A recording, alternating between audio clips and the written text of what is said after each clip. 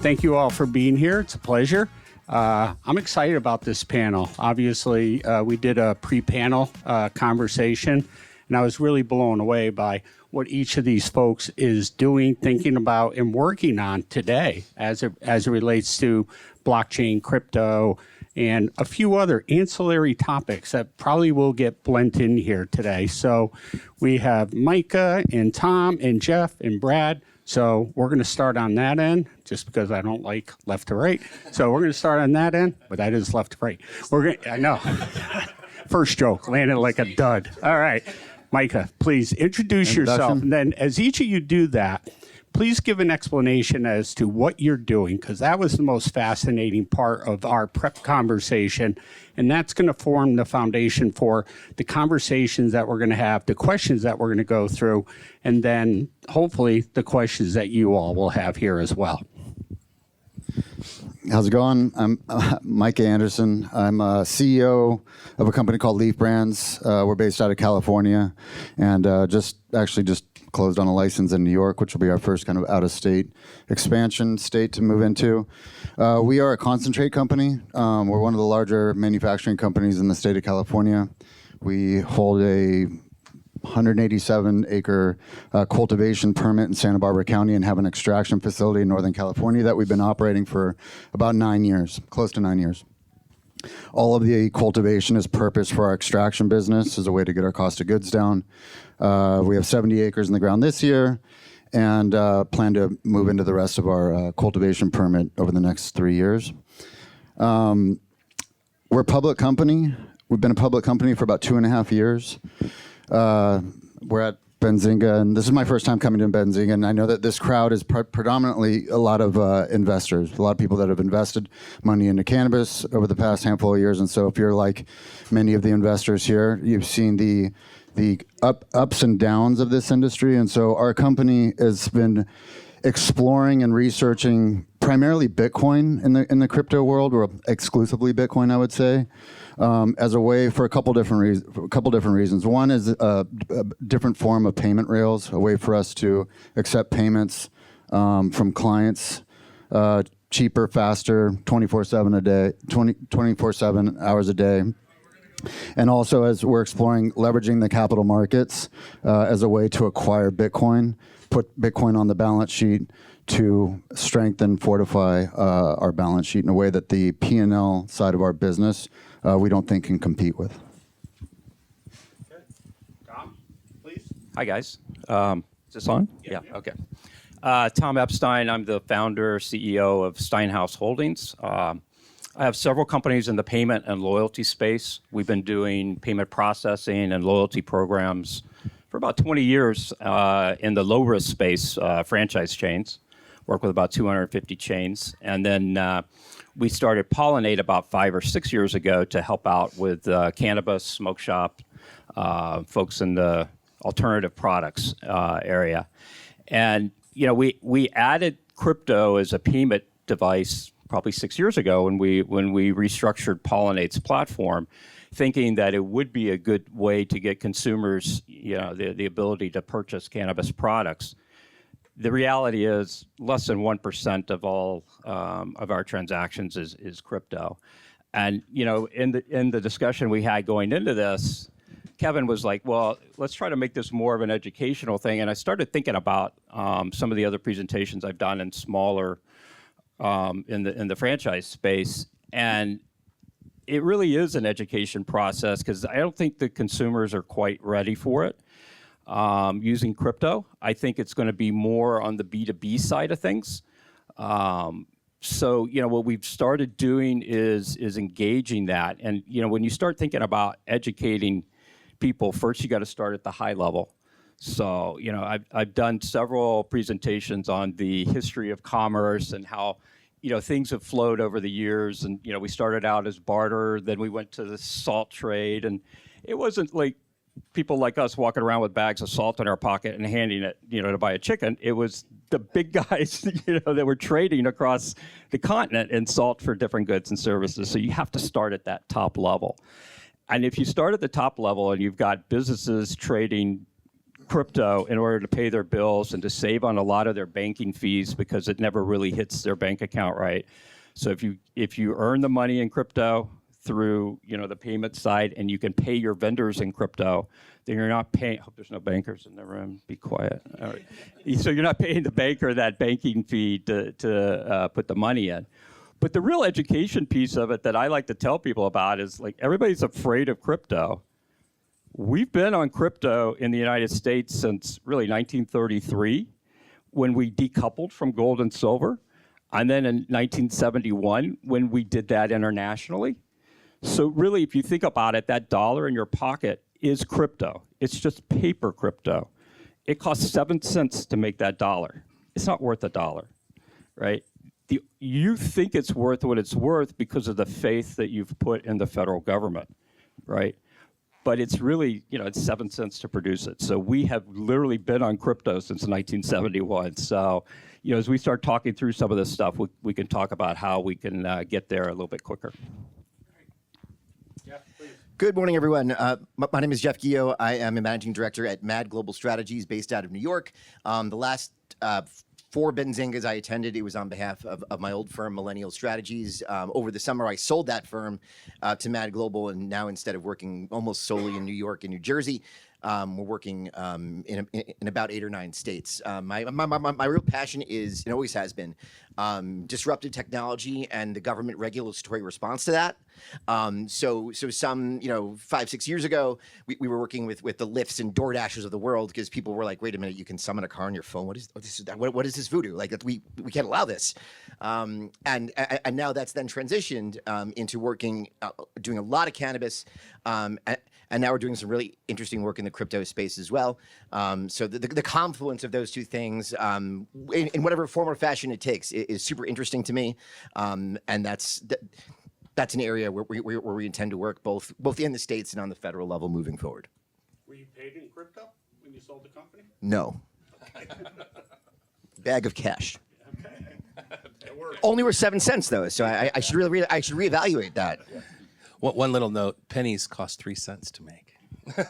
Right.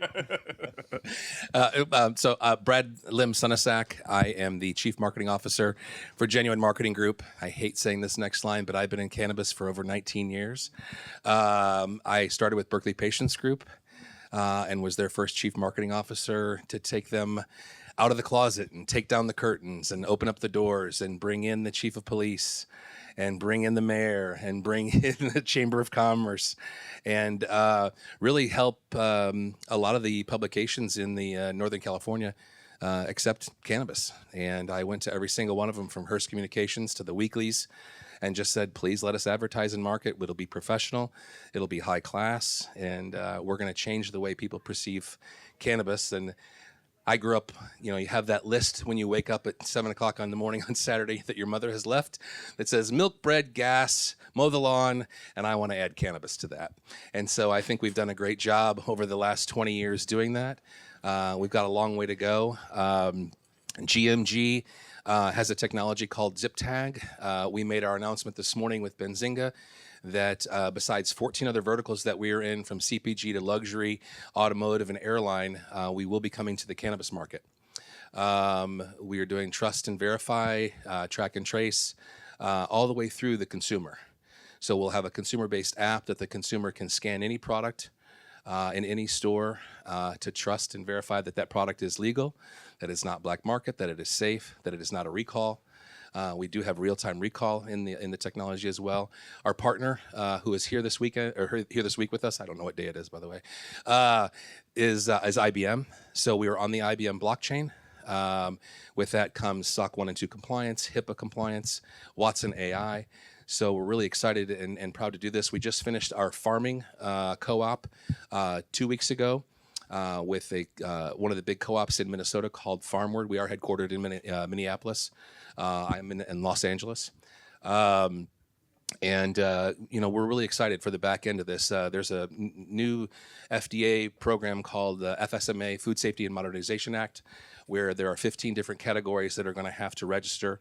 We have all that technology in our back end of our platform, and so we're excited to help cannabis as well as take you into another market. We do have Genuine Coin. as well as a wallet in our platform. So let's just say you have a recall. You've already funded that recall into our wallet. You're able to refund that bad product, maybe give another 50% off the next purchase, as well as then be able to know when the store will have that product back in place, along with geo-tracking and geofencing. So we're excited to be here. This is my 452 second cannabis event. My first one was in Amsterdam with the High Times Cannabis Cup. I was the cannabis guy. I would walk in the room like, no, sorry, we're waiting for the cannabis guy. I'm like, it's me. So it's great to see other me's out there as well. So thank you, and then thanks for having us. All right, great. So as you heard, blockchain, crypto, things are being utilized. But as Tom pointed out when we had the panel, I think that if we did an informal survey around this room and said, tell me what each one of those things mean, I don't know how many people are in here. We're gonna get 45 different meetings. So that part of the education and how it's actually being used, that's reassuring. But I can say from my seat and my perspective with Green Check, we're helping cannabis businesses get banked, have normalized banking services. I don't know how many sales calls we've been on in 8 years, but I can tell you that if you want to see a banker run around like their hair is on fire, say cannabis and crypto in the same sentence, sales calls over, you're never coming back in the door, et cetera. So, yeah, well, we talk to different people. So, there's 9,000 banks out there. We haven't gotten to them all yet. So, back to the education. I mean, what you guys are all doing is super, super fascinating. But, what came first, the chicken or the egg? Did you rely on the blockchain? Did you rely on the crypto? How do you overcome the fact that it's on your balance sheet, but it's not considered a deposit by a bank, et cetera? There's just a lot of different angles that can take. So who wants to tackle that one? Mike, I'm looking at you. Okay. Give me the question one more time. All right. Just so So the genesis of how we got to where we're at? how you got to where you're at, and then the fact that Bitcoin and or crypto is not viewed as a deposit. It can be on your balance sheet, but it's not a deposit. How are you navigating that? Because everybody's already razor thin in a lot of areas, and you've jumped over the razor, and I just thought that was so cool what you described on the panel prep call. I got to remember what I said. I guess It was riveting. It's the balance sheet, yeah. Yeah, the balance sheet stuff. So, the genesis, I guess, of where we got is just, just transparently, like the cannabis industry has been very, very tough for the past 5 years, and it seems to be getting worse over time. And I don't see real change on the banking side or the federal, the federal laws changing anytime in the near future. And so, I study a lot of the monetary policy stuff that you were talking about, and believe that there's a monetary policy shift taking place right now, and where we are transforming from the past 120 years where we've been using fiat currencies into this new digital age, and it's something that's brand new. Blockchain, Bitcoin was invented roughly 15, 16 years ago. And it's gotten to the point to where now there's like real attraction and eyes on it. You've got nation states around the world that are adopting it, and huge companies. You've got the president of the United States now who's extremely behind it. And all these laws are changing and benefit towards it. So long-winded way of saying about a year and a half ago-ish, a good friend of mine who he now works for the company to help me implement this strategy, Bitcoin had been brought to me multiple times over the years. I've been in cannabis, same thing, for a very long time. And like back when it was all cash, there was no banks. I've been kicked out of like 7 different banks. Even as the CEO of a public company, I still get kicked out of banks. It's wild. So I said no to Bitcoin multiple times over the years because I thought it was the opposite of what it is. And I thought it was this centralized digital currency type of like, oh, this is how they're going to get everyone into this system and get rid of cash. And me being in the cannabis industry and relying on the cash business, I wasn't for it. Fast forward to where we are now, I did some research. This is not our idea. This is a corporate strategy that it was really popularized by a company called MicroStrategies. If you guys haven't, does everyone know who that is? Raise your hands. Yeah, a few of you guys. Okay, cool. How many people own crypto in here? Oh, everybody. Okay, so that's good. So he brought this strategy. He's like, Micah, you really with what's going on in the cannabis industry right now and how far back all the public markets have slid in cannabis. I'm the CEO. We've got the CFO of the company sitting over here. We're fiduciaries of the company. It's our job to figure out like how do we turn this ship around. And so I started studying what Michael Saylor was talking about with strategy. And now I'm like gone way deep down the rabbit hole. I'm thousands of hours into just researching books, podcasts, and everything. And I'm fully bought in on the idea that he is out promoting. And it's essentially, it's very simple. It's like you have to almost swallow your ego a bit to like accept how simple it is. But you've got a digital asset that's new, that's growing at a 50% CAGR year over year, and it has for the last 10 years. Take the first 5 years out of it because you went from zero to whatever, and it was exponential. And when you're reading the room and you're watching the news and you're seeing what all these other countries are talking about and everyone's talking about crypto, I don't think that changes. I think that continues on. Does it happen forever? Is there volatility? Yes. But I think that is a way where our industry can purchase something, me being a public company, leverage the capital markets, purchase Bitcoin, put it on the balance sheet. And then you've got this two-pronged approach now. I've got my P&L strategy. It's an uncorrelated way of growing my cannabis business from the Bitcoin strategy. Bitcoin just sits on your balance sheet. That's it. It's that freaking simple, which is the thing that a lot of people have a hard time accepting. It's like, yes, it's that simple. So, and that's it. So you've got your balance sheet is now growing, compounding at a 50% compounding rate, discount at 25, whatever discount you feel comfortable with. And then you've got your P&L strategy. And that is a way, there's a whole bunch of things. That's kind of base layer, concept number one.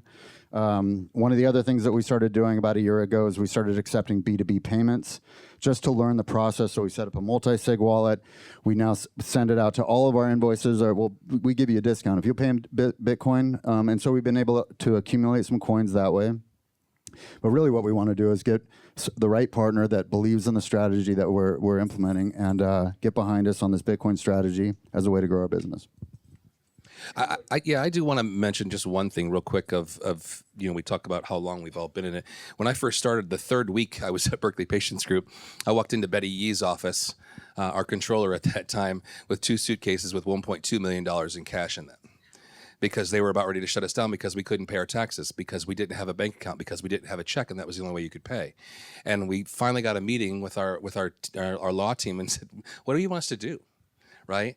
So it's interesting to sit here and now talk about banking and crypto and all those things, but we do have to remember that there are still people who think that way, right? That while we are all like-minded at this great event and everything that we want to do, we still have to do, we have to train and educate and inform people a lot still. Outside of our industry. That was one of the biggest things that I made Berkeley Patients Group do, was come out of the closet and train and educate people, invite people in, don't make it scary, show them that we can do that. And when we have bad players in the marketplace, it really hurts us. And so, do your due diligence and look, I've called out people that I have been friends with for a long time that, I'm no longer friends with, because you can't hurt an entire industry that's trying so hard to do the right thing and have bad players in the marketplace. And, banking is one of the things that we're all going to need. We're the 5th largest crop in the United States and have no federal legalization or banking. And it's quite interesting when we were just at a farming convention and I started talking about cannabis and how they all know that it could actually save farming as well. So, find partners and help them speak out and talk about these things and press people. Press your bankers, press your politicians, press everybody to help us and support what we're doing here. Yeah, and speaking of politicians helping us, I think the inherent problem that crypto faces are some of the same issues that cannabis has faced historically over the years. I mean, there are a lot of states looking into doing state level exchanges and things of that nature. The federal government is looking at doing it too. But the problem is there's no consensus as to how to do it. You have a program in New Hampshire that is linked to the price of gold and platinum. You have a program in Arizona that's based upon unclaimed funds in the state. And while it's great that there is a federal program, you're not allowed to. The U.S. cannot invest right now in Bitcoin in a way that inflates the national debt, so they have to use unclaimed funds. So there's no uniform way as to how we're going to implement any sort of government investment in Bitcoin and other forms of coin. And I think if you're ever going to be able to get to a world where you have like a robust and regulated banking system, you're going to have to find that like Goldilocks state that has a permissive, a permissive and well-regulated system, as well as a state whose Department of Financial Services or whatever it is has leaned into this and embraced it, and then that hasn't happened quite yet. But I think we can get there over the next couple of years. Federal government's not going to do anything. So if anybody is still hanging their hat on that hope that something's going to happen, I was trying to be diplomatic about that. Yeah, well, diplomacy is not in my name or in my bio. Okay, the federal government is not going to do anything. If the Banking Act was going to change, this makes me very unpopular, but I'm going to say it in this room again anyways. If the Banking Act was going to change, it is not going to change because the cannabis industry wants it to change. Own it. Stop spending your money, okay? It will change when the banking industry wants it to change. They control it. They have that. So keep pushing, but just don't hang your hat on that. Well, right. It's the credit card companies that are holding up the existing bill in the Senate. They are the banking industry. So money movement. Yeah. So anyways, Tom, you one of the things that we're talking about here, and one of the things that you said that was very interesting, was that this is going to be part of a B2B play, et cetera, even though the consumers actually drive that. Right. How do you create that line in what you're thinking about and what you're trying to do? Yeah. So originally we always thought that if we enable payments for the consumer with our merchants, that the consumers would pay with crypto and the merchant might be able to hold some of the crypto in their own wallet, and then they would build it up and then go from there. We decided that bottom-down approach isn't going to work. So we are now moving toward a top-down approach where we're also a loyalty company, right? And we've been focusing for 20 years on the loyalty with the merchants. But why not loyalty at the very higher level with the people who are processing with us and giving loyalty back to the merchants? So if a merchant's processing, $100,000 a year or a month with us, we give them loyalty instead of the merchant giving the consumer loyalty for coming in and they win, enough points to get a hat or a T-shirt or something. So we're going to reward the merchant with crypto. So we have our own POLN8 card that we're releasing this year, our coin that we're releasing. We're going to reward the merchant with those coins. It's a stable coin. When they have enough of that in their wallet, they can then pay their vendors with that. So now we're going to get them used to making those internal payments. It's already on our white label apps we do for merchants already, the ability to load your wallet with crypto. But once we start getting the merchants behind it and they start getting excited about it, they're going to push their consumers to also load the wallet with crypto so they have more money inside their own wallet so that they can begin to pay more to their vendors. And it's a very fascinating thing. So one of the things that we know from our work with people in the industry, brands, okay? Brands like to spend a lot of money on promotions. If anybody saw a size presentation at Headset this morning, you get to hear how promotion dollars just keep going up, margin keeps shrinking.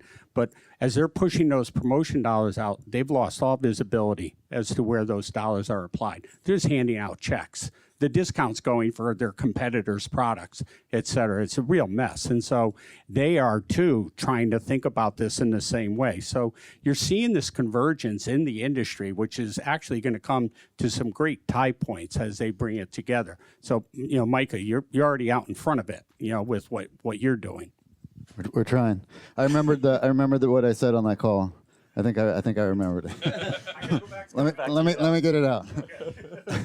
No, just a part of the thought process that we've gone through over the past year is like, since we become a public company, when you're a public company, you have to go through financial reporting, and this is where I have a CFO that is much smarter than myself when it comes to talking about this kind of stuff. But one of the things that drives me absolutely nuts is when we take write-downs. And I understand what a write-down is and why we have to do it, but it still drives me freaking insane, right? And so I'm always like, man, and I'll give you an example, because you guys have probably all invested into cannabis, or you own a cannabis company, or you own equities in cannabis. Well, the way that the industry has gone over the past few years, everybody's taking write-downs because the asset value of what you purchased at one point in time, you bought a dispensary, it was $10 million when you got into it, it's now worth $1 million. And that's if maybe sometimes if you're lucky. You bought whatever, pick the asset type, and it's significantly slid backwards in terms of value. So you have to take these write-downs. Bitcoin for us is also a way for us to offset that. So it's like we're constantly taking this balance sheet impairments, and we're just like, this is bullshit. We need to figure out a way to offset that. Bitcoin is a perfect way that is available now, and everyone's always talking about, like, when is the federal event going to happen? When's the catalyst event going to happen for this industry? I don't think it happens anytime soon. I just don't. I think that Bitcoin is a catalyst event that is here now that our industry can absolutely use today. Most people just aren't seeing it, or they think that you're crazy if you bring it up. I agree. I think, one of the things that we have in the back end as well is our genuine coin, right? And that's kind of what you're talking about. That the way we thought about using this is that it's for our own vendors, for the people that are on our platform, for the consumer that's on our platform, and you create your own ecosystem. If we have the largest ecosystem in the world and we're doing it on our own, people will notice and stand up and then all of a sudden start accepting it as they have just cannabis in general in certain states. I mean, I started in California, so it's just easy there. It was easy there. Now it's ridiculously expensive. But I think that's the biggest thing, is that we just all have to try and figure out that there's a fork in the road, and we've all got to start figuring out how to make it, we all got to go down the same fork, because I think that's where we're losing it here. And so, and as we've already talked about on this panel, we're like, we can't wait to partner together. And I think that that's going to be the biggest thing, is that a lot of the technology and a lot of the partners and a lot of the retailers and everything, we're just going to have to start working together and making sure that we can do this for ourselves, because as you mentioned, no one's going to do it for us, especially on the national side, because they're too afraid. Yeah. So just a quick data point. We see about $1.2 billion a month in deposits through our connected cannabis businesses into the banks that we have on the Green Check platform. Goes up every month. We've got to $1 billion, 1.1, we're over 1.2. 77% of that is still cash.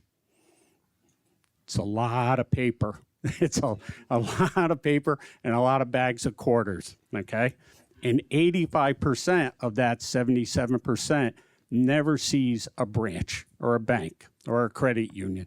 It goes directly into accounting rooms of the Fed. Okay, so when you talk about the math problems, when you talk about the savings, you talk about the opportunities, that's a lot of money. That's a lot of margin at play there.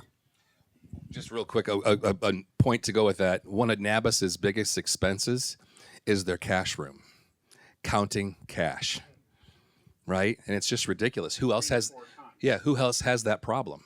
No one. We're stuck with counting cash all day long.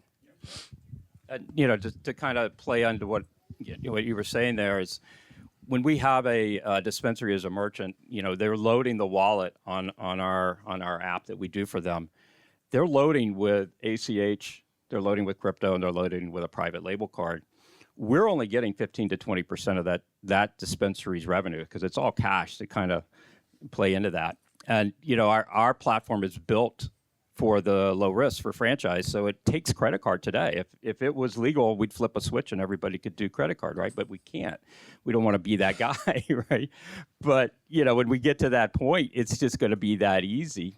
And then the other thing, I think you were saying, I was on a panel with Benzinga, I think last year or the year before, and we were talking about just technology in general. And I've been part of payments and franchise and restaurants and whatever, like some very mature industries.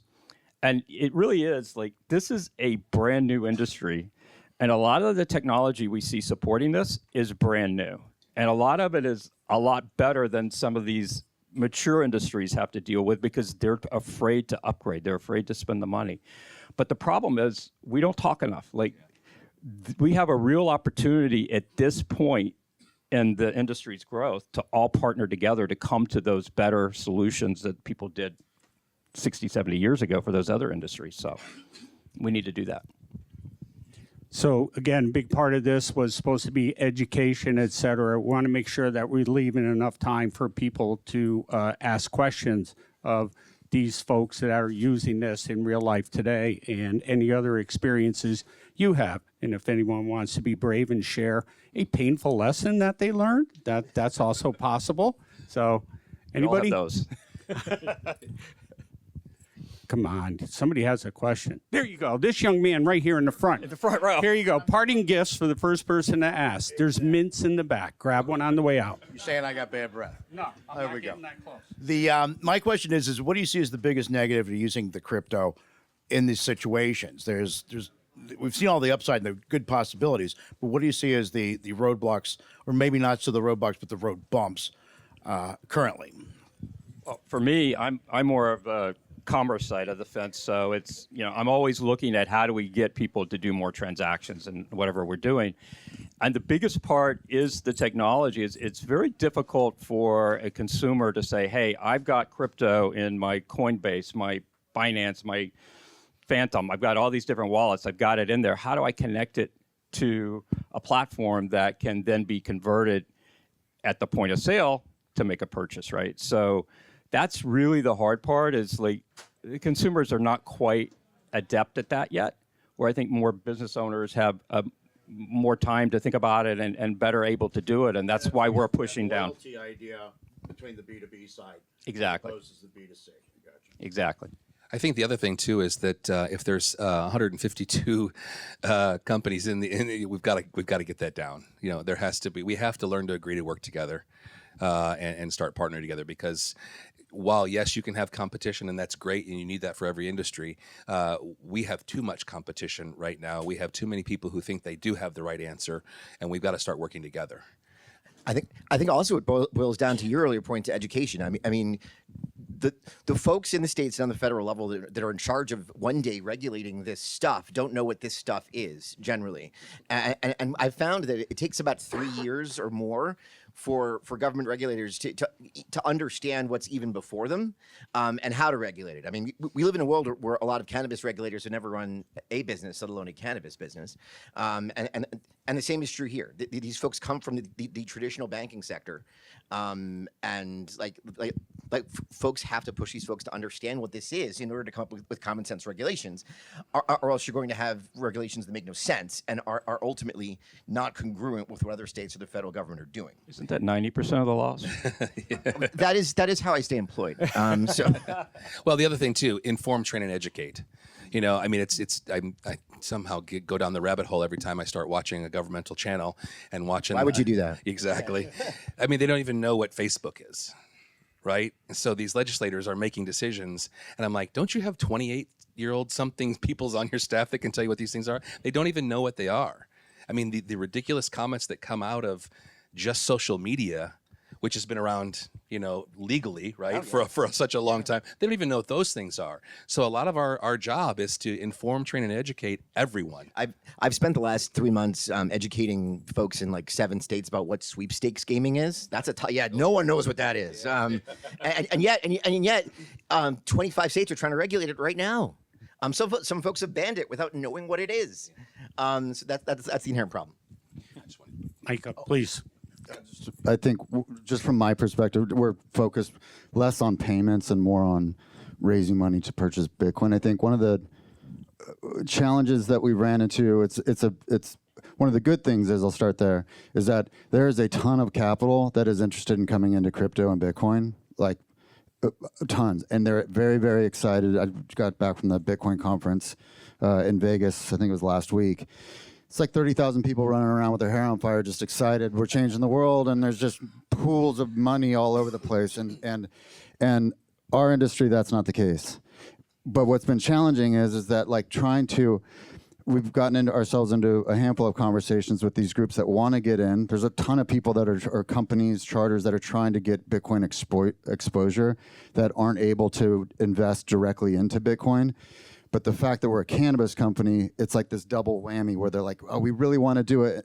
You're cannabis? Oh, we don't really care. They don't understand the complexities around cannabis. And then as soon as you start peeling those layers of the onion back a little bit, it's like, oh, shit, well, our charter doesn't necessarily invest into cannabis either. So, What about liquidity funds, that are behind the coins? That's really where we've been kind of taking a hard look at, how to make sure that the coin that you are dealing with, it's not just Bitcoin, right? So there's a lot of coins out there, and making sure that it's still going to be, have a value 6 months down the road, 10 months down the road, or you get one guy who wants to pump the price by buying, 10,000 of those coins and then dump it the next day. He's made a ton of money. You have to be able to have those pools, and I think that's right up your line, is to do something around liquidity pools. Yeah, the altcoin market is unique and different. I think it's different than Bitcoin.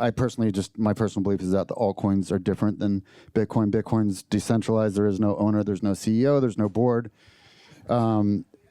Whereas like the altcoins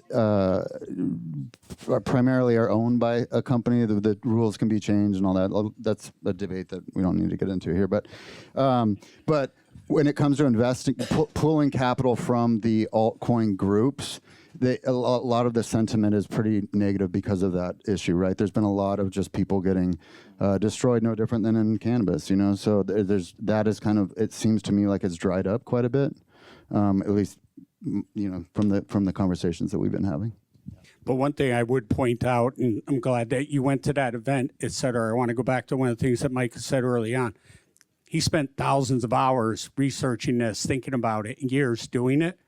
Do not look at this as a quick fix, okay? Because it's going to be really, really painful if you take that approach. Yeah, you'd absolutely have to take the long approach. If you're going to purchase, whether it's altcoins or altcoins are different. I don't even want to pretend that I'm an expert there, because I'm not. But with Bitcoin, it's like if you're going to purchase Bitcoin, whether you're a company or personal, I think that you should definitely take it into self-custody. Don't leave it on an exchange, and that you need to be able to hold on to it for at least 5 years.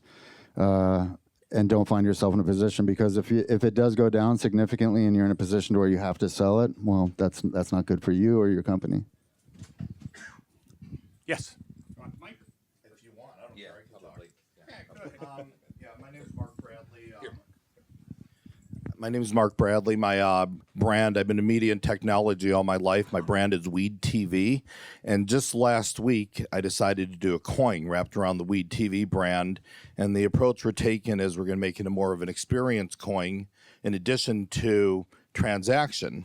So we have members on Weed TV. We also have suppliers on our website that is anywhere from selling weed to paraphernalia. So I want to know what the challenges you think are putting together the adoption rate of users on my website to actually use the coins and have the people on our website accepting the coins. Again, this is 1 week old, but this was kind of ironic that this was going on so I could learn a little bit more. I'm not touching that.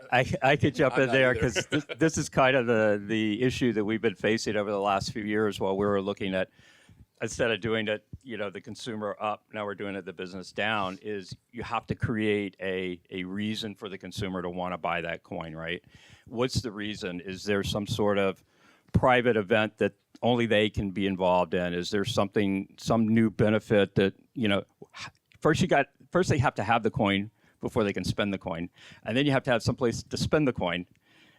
And if you have a place to spend the coin, you need to have enough people that have the coin. It's like the chicken and the egg type of thing. So you have to create that value on both sides of it. And I hate to put, us in that camp, but we kind of put it in, like the pusher on the schoolyard. Like we're giving it to the merchants, right? Bingo. And saying, how do you like it? You like it? And then they start wanting more, and then they start getting involved with their customers and getting it out there, right? And there are some value adds to it based on, the money savings that they're going to have with their banking fees and processing fees and all that. And private events, that they would be able to have access to that they wouldn't. But you have to create that excitement around it, or it's not going to. That's actually part of our strategy. Is to VIP events, celebrity experiences, premium content. We're even taking a portion of our company and dumping the revenues into it to give it a stronger sense of liquidity and value. So those are some of the things that we're doing. Yeah, Mark, if I put my CMO hat on just for 2 seconds, I'm going to take it right off. Is that I'm not working today? Is that adoption? right? So as a technology who is launching an app, right, adoption is the biggest problem that we're going to have, besides many others. But the same thing on a subscription or having TV followers or this, that, and the other. I've worked in every vertical that there is in terms of media. But when you add the word weed to it, right, then you add a lot more problem that'll occur because of that. But we've got such a even just in this room, there's such a huge diversity in terms of what we have in here. It is going to be a marketing play for you. It is going to be, what can you give them to adopt them? And it is. First one's free. Second one's not so much, right? So, but what is that first one? Like, what is that thing that's going to keep them coming back every single time because they liked it, because they enjoyed it, because they appreciated it? And again, you can never go wrong with education. Informing, training, and educating people, you can never go wrong. And then, just like this, having things like this available on the platform, right? Bringing in, the minute you associate yourself with professionals and educators and people in the know or celebrities or things like that, people are going to want to come to that channel and follow it. Yeah. Hearing you guys talk, I want to talk to every single one of you. I've never done what you're working on, so I take it with a grain of salt. But I think tactically, you're going to have to work with an exchange, get uplisted to an exchange. You'll have to create wallets and get buy-in from whoever you're handing coins to take either wallet addresses that they take custody of themselves or through the exchange. But I've never done it. Coming from the app side, as far as getting coins on the business. I'm sorry. My name is Joseph Sullivan. I'm with Exceptional Exquisites. We're out of Kentucky. They just went legal this year, and we were working on an app doing the same thing you were doing as far as business-to-business sales loyalty programs, and creating a coin to create the ecosystem for cannabis with business and banking, where it's the ancillary markets that have to buy in. And what they were saying is, what keeps them from having copycat coins and the other markets draining us out? And because of the state-to-state regulatory reasons, if I do have an app and I do have a coin, it's mainly going to have to be the ancillary businesses that drive the market, that let the merchants use the coins more than the cannabis side, because the cannabis side has more banking restrictions, and it's the ancillary markets that if we can get them to accept the coin, the packaging companies, the light companies, because that's what we're spending the money on. Yeah, I think what you're saying is it's more problematic in the cannabis industry than it would be in, let's say, you have a yogurt shop or whatever. Well, but no, it's the extra markets. It's the lighting companies that we're having to spend the money with, and it's getting them to adopt, and it's a coin that we can use. Yeah. Like, okay, yeah, we might have a market that where, hey, I can buy from you and you can buy from me, business to business, and that grows points, and we can accept coins back and forth. But if I can't get an ancillary company outside of cannabis, Oh, I see. Yeah. then it doesn't create any Yeah. value. Yeah. It's getting the people that don't have to worry about compliance to accept the coin that we're using. Yeah, I think we're quite a bit of ways from even having to deal with that, because we're really trying to solve the issue in the cannabis industry, right? And if you own a dispensary, whether it's recreational or medical, you have bills to pay right now, right? And you have your vendors that are specific to that. I don't care that the light company won't take the cannabis coin, right? I care that the grower won't, the packager won't, even the POS company that they charge you their monthly SaaS fees or whatever. I care that these guys will take it, because they're the ones that are having issues at the banking level. So your light company, if I want to pay my power bill as a consumer, I can pay with a credit card, I can pay with a check, I can pay with ACH. I can't pay with, a cannabis vape, but I can pay with just about anything right now, because that's just the way they've been set up to do. But your other business, the ones that are specific to cannabis, those growers, those packagers, whatever, those guys, they have the same banking issues as the retailers do. Just because they are servicing a retailer, even though they're not plant touching. We've all had our banking problems. 3 years ago, I had all of my bank accounts shut down with Regions Bank, and I don't touch plants. Like, I've had a business account with this bank for 20 years for Franchise Payments Network. And because one of my vendors wanted to pay my POLN8 account, somebody saw that and they just shut down all my accounts. Every single one, my personal account too. I was 6 weeks with no money. I was living on his couch. No, it came that close. It came that close. But like, you know, that's just, so I don't worry so much about them, but there are programs available for them. So, you know, we could convert. In the middle, you have a conversion platform. So for us, we use a company called FormPay. They're the ones that do all the conversions for San Salvador when they went to Bitcoin as a currency. So they can convert real-time coin to fiat or fiat to coin. So if that became something, then we could just tie into them. Last question. Hi, I'm Monty. I'm from Sieber Financial. We service the cannabis industry in their equity comp plan. So I was just curious where you find crypto and coin, and also, I guess, for Micah, comparatively, because you're public, right, in your equity structure and for your employees and for growth. Yeah, that's a great question. One of the things that we found, this has been like an ancillary benefit since we kind of adopted this strategy. So we haven't necessarily started giving bonuses in Bitcoin, but we have a pretty big educational push to where like I'm constantly doing like almost seminars for our employees because, you know, our employees are struggling because of the debasement of currency that is taking place, and their purchasing power is getting less and less.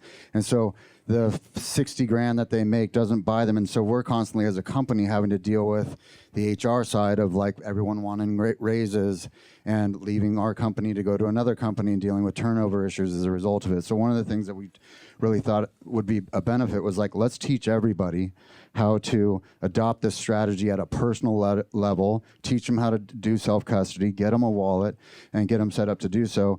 Once we started doing that, we're seeing less turnover. I'm getting phone calls from other groups. Once we start putting up press releases on what we're doing with Bitcoin as a company, we're actually getting people reaching out to us, other Bitcoiners type people that are like, hey, I really want to work for your company. I'm a super big believer in what you're doing. And I don't want to say it's like hundreds of people. It's not. It's like a few, but it's a start. So from an equity comp plan, the goal is, and we're not there yet, is that switch the comp plan and make it optional for the employees. You can take your paycheck in Bitcoin if you want it, and there's a lot of great programs that are out there. So my payroll comes in, I can instantly set it up to where 10% of it gets allocated to Bitcoin, the rest of it's left in cash.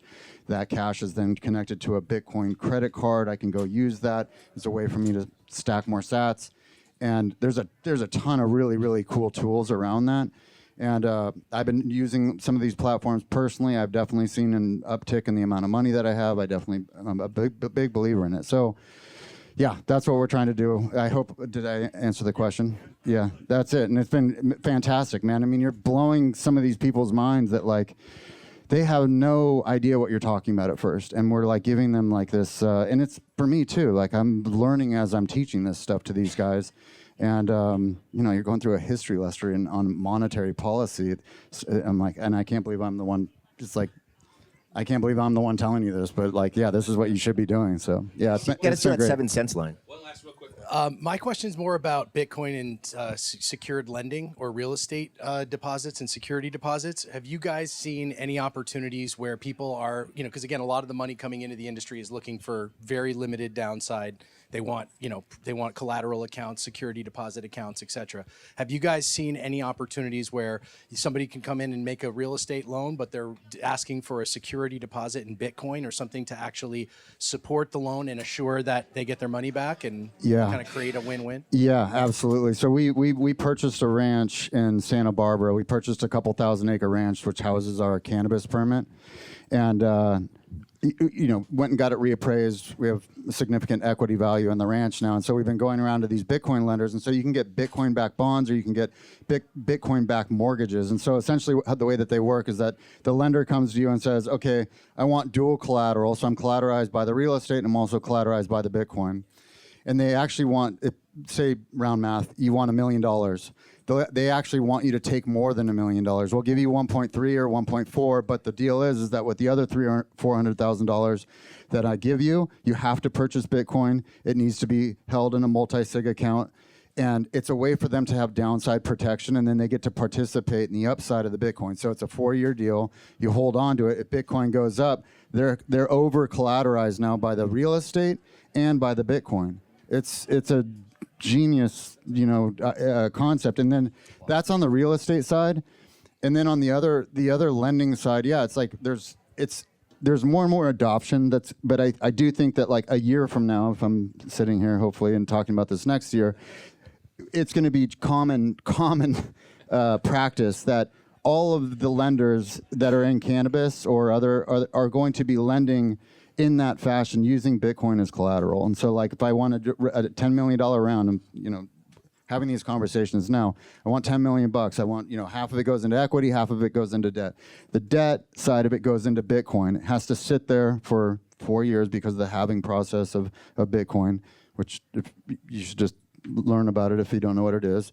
And it's extra collateral for them, and it's an absolute win for us. We own the Bitcoin at the end of the day. Our balance sheet is now, recovering as a result of it. And we get access to capital that you can't find in cannabis right now. It's just not available. All right, we're getting a hook, but one last comment. Jeff, take us out. Closing thoughts. So while I admit I did not understand the entirety of the narrative you just presented because I'm a neophyte to this world, I think that one thing that it is enormously true is that our state regulators, our state legislators, our federal elected officials, and federal regulators need to hear more stories like this and understand that this is an economic trend that can benefit a lot of people and benefit this industry specifically. I think everyone here was part of a movement over the last 5-6 years to convince states that cannabis was a good idea, and we're still fighting that fight now. I mean, I'm in New York where the regulatory structure is a bit of a mess, to say the least, but. Collectively, education is the key to moving the ball forward on this. I think we all agree it's going to be a slog. It's going to be long, and it's going to be at times really frustrating. But I mean, we've all gotten there with a market disruptor before, and we can do it again. Thank you, everybody. Thank you, gentlemen.